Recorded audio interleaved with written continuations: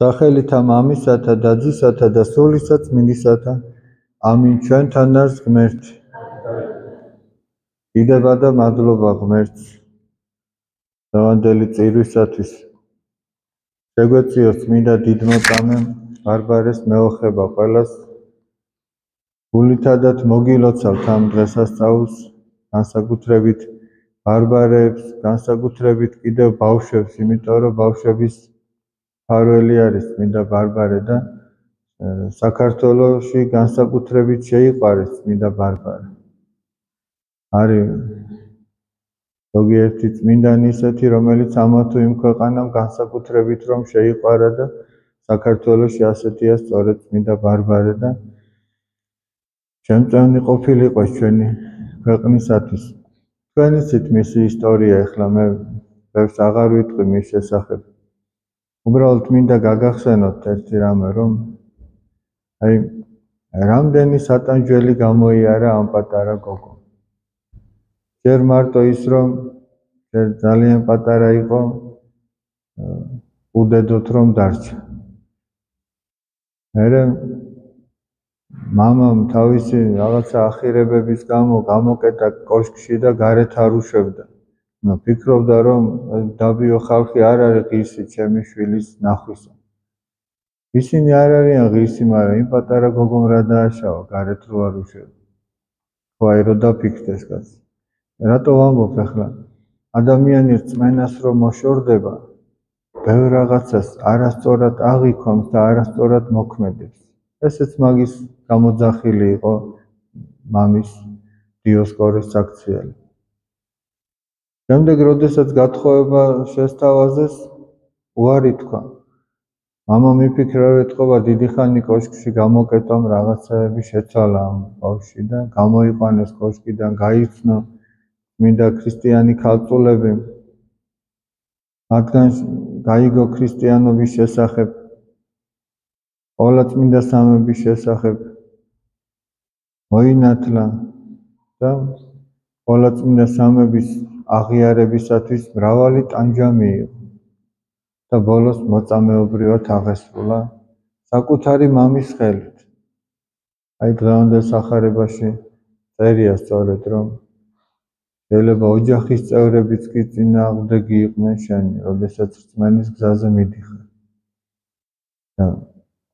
წარმოიდგინეთ, აი პატარა გოგონამ რამდენი შეძლო, როგორი რწმენა გამოავლინა, როგორი სიმტკიცე გამოავლინა და ახლა ჩვენ რა უბრალოდ დავფიქრდეთ, აი წმინდა ბარბარეს რო დღეს ეცხოვრა, 21 საუკუნეში რო ეცხოვრა, აი ნეტა როგორი იქნებოდა.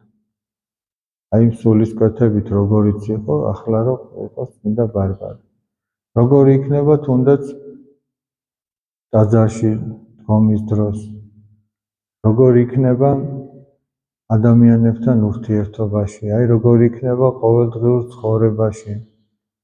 რომ ადამიანი, რომელიც ქრისტეს ეძიებს და მის გზას მიყვება, ის თავს არ იმართლებს, ის სხვას ეცდება, რომ არ აწყენინოს, პირიქით დაუთმოს, ეცდება, რომ უყვარდეს, ეცდება, რომ აი წარმოედგინეთ, როგორ უნდა უყვარდეს ადამიანს უფალი, რომ თავისი სიცოცხლეც კი გაწიროს, ყველაზე ძვირფასი რაც აქვს, ისეც კი გაწიროს, მაგრამ მათ წამდათ, რომ ქრისტესთვის აი ამ ბიოლოგიური სიცოცხლის გაწირვა იყოს სწორედ სიცოცხლის შეძენა, მარადიული სიცოცხლის შეძენა. ეგ მაგას ნიშნავდა. იმიტომ რომ უფალი ამბობს სახარებაში, რომ ვინცო თავის სულს გაუფრთხილდეს ამ სოფელშიო, დაიღუპავსო მას. ხოლო ვინც გაიღებს მას ჩემთვის ან სახარებისთვის, ის მოიპოვებს მას. და წმინდა ბარბარემ სწორედ ასე გაიღო თავისი თავი და მოიპოვა მარადიული სიხარული, მარადიული სიცოცხლე მოიპოვა. და აი ჩვენი შვილებიც, გოგონები, ახალგაზრდა გოგონები სწორედ მას უნდა ბაძავდნენ. ეს არის მისაბაძი. ახლა წარმოიდგინეთ, აი როგორი ბედნიერება იქნებოდა ასეთ ახალგაზრდა ადამიანთან ურთიერთობა. გინდა გოგონა იყოს ასეთი და გინდა ვაჟი იყოს, აი ადამიანი, რომელსაც ქრისტე აი ესე უყვარს, რომ მისთვის მოწამეობრივ სიკვდილსაც კი მიიღებს, ესეთ მორწმუნესთან ურთიერთობა რამხელა ბედნიერება იქნება. ყველასთვის რამხელა ბედნიერება იქნება. და მარტო მაგიტომ იქნება ალბათ ეს მარტო მაგიტომ იქნება ჯოჯოხეთი განუზომელი სატანჯველი, რომ იქ სადაც წმინდა ბარბარეა, იქ სადაც წმინდა გიორგია, სადაც წმინდა ნიკოლოზია, სადაც ყოველი ყრმები არიან, თუ სხვა კიდე მრავალი, იქ რომ გარდაიცვლები და მათ რომ ვერ ნახავ. აი მარტო ეგ იქნება უკვე სატანჯველი. რომ აი ამ ადამიანებს, რომელთაც შეძლეს და ღმერთი ესე შეიყვარეს, იმათ რომ საერთოდ ვერ ნახავ. და ორი გზა არის, სხვა გზა ხო არ არსებობს. ერთი არის აი ამათნაირებისა და მეორე არის ვინაც ქრისტეს უღალატ, ვინც უღირსად იცხოვრა, ვინც ესე იგი უღირსად იცხოვრა და არ ნანობდა ამას.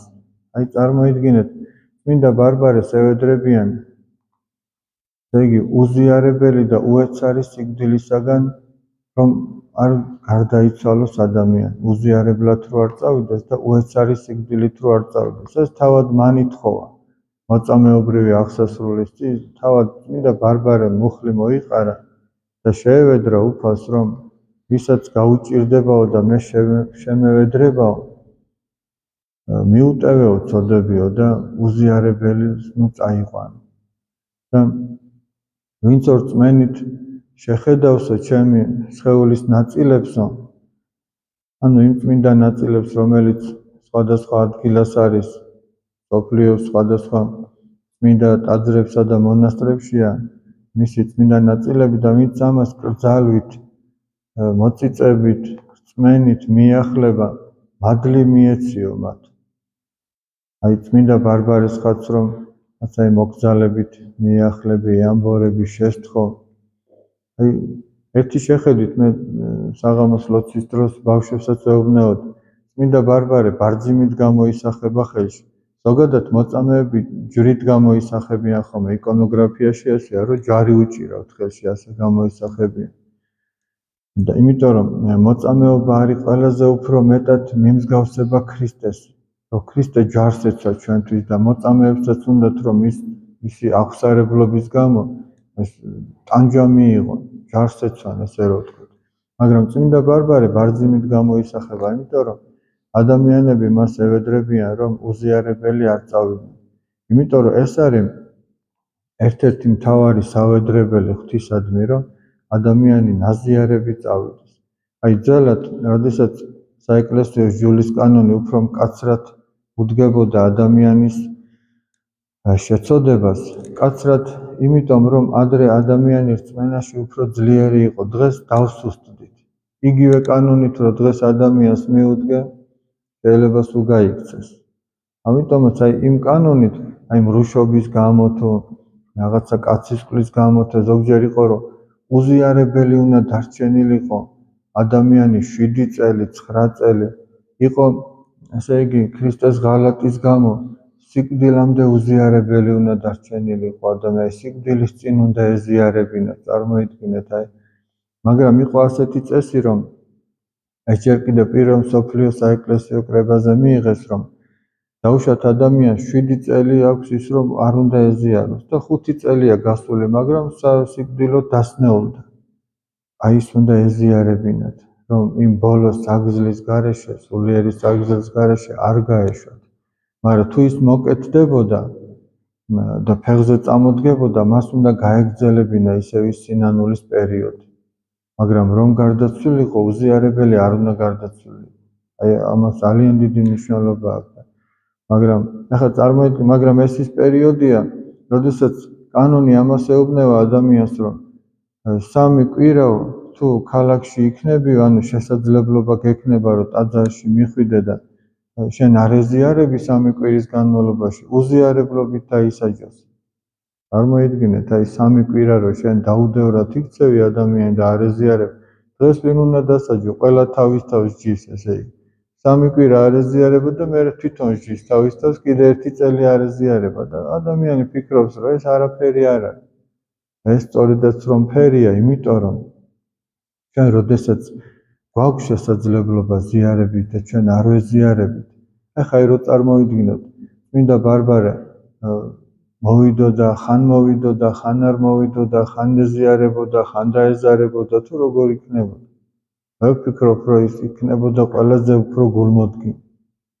და რაც იქნებოდა გასაკეთებელი, აი მოკვდებოდა და გააკეთებდა. იმიტომ რომ მან მართლაც ესე გააკეთა, მოკვდა და ქრისტეს არ უღალატა და უერთგულა ბოლომდე. ამიტომაც აი წმინდა ეზეკიელ წინასწარმეტყველის პირით ჩვენ სული წმინდა გვეუბნება. რა მდგომარეობაშიც მოგისწრებს სიკვდილი, იმ მდგომარეობით წარდგები ღვთის წინაშე. და უზიარებელს რომ მოგისწროს, უსინანულო მდგომარეობაში რომ მოგისწროს, სულ ერთია, დავიწყებული იქნება მანამდე ჩადენილი სიკეთეები თუ სინანული თუ ასე შემდეგ. თუ იმ პერიოდში უზიარებელი, უსინანულო მდგომარეობაში ხარ, მაგრამ პირიქითაც ითქმის ეს რომ თუ ადრე ადამიანი ცოდავდა, მაგრამ დადგა სიმართლის გზაზე, სიწმინდის გზაზე, აღსარებით, სინანულით, ზიარებით და აქ ესე გარდაიცვალა, ამ შემთხვევაშიც დავიწყებული იქნება მისი ჩადენილი ბოროტი საქმეები და როგორც მონანული ადამიანი, ისე წარდგება ღვთის წინაშე. და სწორედ ამისათვის ევედრებიან წმინდა ბარბარეს, რომ არ წარდგეს ადამიანი ღვთის წინაშე როგორც მოუნანიებელი, არამედ მონანული და მაზიარებელი. აი ესეთი რო წარდგეს, იმიტომ რომ ეს არის გადარჩენა, ეს არის სულის ცხონება. ასევე ჩვენ ვიცით, რომ ბავშვების მფარველია წმინდა ბარბარე. იმიტომ რომ თვითონაც პატარა გოგონა იყო, როდესაც ესე ემთხვა და მე რაღაცნაირად ახლა ვფიქრობდი, რომ აი კიდე ალბათ რამხელა ნუგეში იქნება იმ ბავშვებისათვის, ვისაც მშობელი ყავს გარდაცვლილი. რომ მან თავის თავზე გამოსცადა ეს სიმწარე რაც არის და ალბათ ესეთი ბავშვები უფრო მეტად ეყვარება და უფრო მეტად მეოხი იქნება ესეთი ბავშვებისათვის და ასეთი ბავშვებისთვის კიდე უფრო მეტად საიმედო დასაყრდენი იქნება წმინდა ბარბარე, რომ მას შეევედრებიან ამის გამო. მერთმა ინებოს, რომ გაჩენილიყოს ჩვენს მომავალ თაობაში, ჩვენს პატარებში, აი სულის კეთება ისეთივე, როგორიც იყო წმინდა ბარბარეში. აი თითო ბარბარე ყველგან ყოფილიყოს, ესე იგი. აქაც, სხვა ტაძარშიც, ყველა სკოლაში, ყველა უბანში, ყველა ოჯახში. და რომ არის თითო ბარბარე ყველგან, იმიტომაც არის, რომ ფეხზე ვდგავართ. რომ არის. შეიძლება არ ჩანს. როგორც ელია თესბიტელი შესჩიულებდა უფალს, რომ უფალო, შენი წინასწარმეტყველები დახოცესო. შენი სამსხვერპლოები დაანგრიესო, კეფთაყვანისმცემლებმა. და მე ერთი დავრჩიო და ჩემს სულსაც ეძებენ მოსაკლავად. ანუ კაცი უკვე გაიხედავს, გამოიხედავს, ვერსად მორწმუნეს ვეღარ ხედავს, ვერსად ნაპერწკალს იმედისას ვერ ხედავს. და გონია, რომ მარტო მე ეს ერთიღა დავრჩი ღვთის მადიდებელი და უფალმა უთხრა, რომ ნუ გეშინიო, მე ჩემთვისო 7000 კაცი მყავს ამ ქალაქში გადანახულიო, ვისაც ბაალის კერპისთვის ქედი არ მოუხრია, ანუ თაყვანი არ უწია. ანუ მაშინ როდესაც კაცს ეგონა მარტო მეღა დავრჩიო, მის გარდა კიდე 7000 ეგეთი იყო, რომელიც არ ჩანდა. იმიტომ ვამბობ, რომ დღესაც არიან წმინდა ბარბარეს სულის კვეთების ბავშვები, თუნდაც ახლა რადგან ბავშვებზე ვლაპარაკობთ. ისეთი როგორიც წმინდა გიორგი იყო, აი ამ მოწადინებით, ესე იგი. და ჩვენ იმედიანად უნდა ვიყოთ, ესე იგი, და ჩვენმა იმედმა, ჩვენმა სასწორებამ უნდა გაამართლოს და გაამართლოს. მე ამისი მჯერა, როდესაც ჩვენს პატარებს უყურებთ და შეგვეციოს ყველა წმინდა ღვთისმშობელი.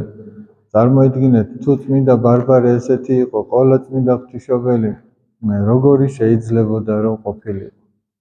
აი როგორი რამხელა ბედნიერება შეიძლებოდა ყოფილიყო, აი მოციქულები ხო პირადად იცნობდნენ ყველა წმინდა ღვთისმშობელს და ის ძალიან დიდი ნუგეში იყო მათთვის. აი რამხელა ნუგეში იქნებოდა მათთვის ყოვლადწმინდა ღვთისმშობელი, მასთან ურთიერთობა, თან რა პერიოდში, როდესაც ქრისტიანობა როგორ იდევნება. და ერთ-ერთი ათონელი მამა ასე ლოცავდა, ასეთი დალოცვა იცოდა ხოლმე იოსებ ვატოპედელმა. ყოვლადწმინდა ღვთისმშობელმა დაიმკვიდროს თქვენს ოჯახში. რამხელა წყალობაა, რამხელა დალოცვაა და რამხელა მოკრძალებაა კიდე. რამხელა წარმოიდგინეთ ახლა ჩვენთან სტუმარი რომ მოდის, ის უკვე რაღაცა გარკვეულ თავშეკავებას გძენს ხო მართალია, მეზობელი შემოვიდა. ახლა წარმოიდგინე ყოვლადწმინდა ღვთისმშობელი რომ შემოვიდეს. თუ მანამდე რაღაცაზე უნდა დაგეყვირა, ეხლა ვეღარ დაიყვირებ. ის კი არა, ვერც კი გაიფიქრე. ადრე მოგიყევით წმინდა გიორგი კარსლიდის, ეს მე-20 საუკუნის წმინდანია, წალკაში რომ ბერძნები ცხოვრობდნენ, იქ დაბადებული, გაზრდილი, აქ საქართველოში მოღვაწეობდა და კომუნისტური რეჟიმის დროს დახვრიტეს კიდეც. ამ დახვრეტის დროს გადარჩა. ჯერ პატარაობაში ძალიან მძიმე წლები აქვს გამოვლილი. თვითონ ოჯახის წევრებისგან რაღაცა, მერე აქ დახვრიტეს, კომუნისტებს ჰქონდათ ასეთი წესი, რომ დახვრეტილი თუ გადარჩებოდა, ხელმეორედ აღარ ხრედნენ და მოკლედ როგორღაც გადარჩა. მერე წავიდა საბერძნეთში, იქ მოღვაწეობდა და რატო უყვები ახლა ამას? იქ რომელ ოჯახშიც გარკვეული პერიოდი ცხოვრობდა, ის ქალბატონი ყვება თვითონ რომ. ესე იგი, ვერც კი გაიფიქრებდიო რამე ცუდსო, იმიტომ რომ ის შენს აზრებს ხვდებოდაო და მაშინვე შენიშვნას მოგცემდაო იმის გამო. წარმოიდგინე, ოჯახში რო გყავს ისეთი ვიღაც, ვინც შენს აზრებს ხვდება უკვე. და იმ აზრების გამო კი აი იქაც თხილად უნდა ყოფილიყავი, რომ არ გაგეფიქრა რაღაცა და ეგეთი ჩვენ ყველა ოჯახში ყავს.